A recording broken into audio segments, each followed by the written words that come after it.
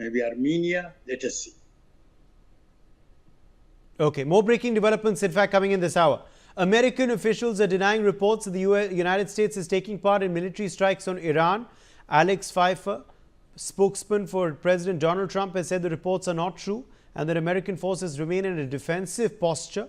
He stressed that the U.S. will continue to defend its troops and interests but is not engaged in offensive operations in Iran. The Pentagon backed that position, with spokesman Sean Parnell stating that U.S. forces have not changed their posture and are focused on defensive measures. The official statements come amidst the heightened tensions in the region and widespread speculation about international involvement. Lieutenant Colonel Himanshi Singh is with us live. Lieutenant Colonel Singh, clearly the U.S. continues to deny that it is actively participating in offensive strikes against Iran, saying it is merely adopting a defensive posture. Statement and taking actions are two very, very different things. US has its military bases all over the Middle East, and there are more than 40,000 soldiers deployed at different military bases of US.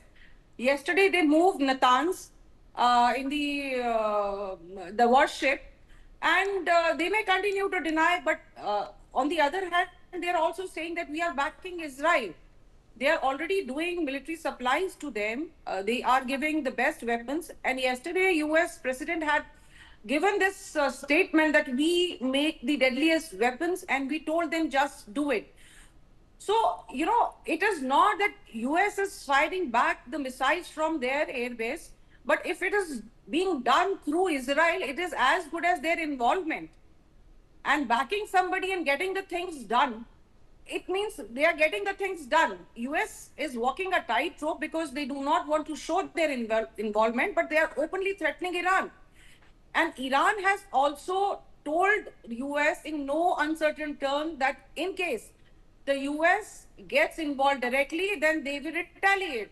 So perhaps that is one of the reasons that US is not getting involved at this moment. Otherwise, we all know that indirectly US is involved in whatever is happening, because the statements coming from Mr. Trump are very, very clear about his intentions and the way they are supporting Israel. Over to you.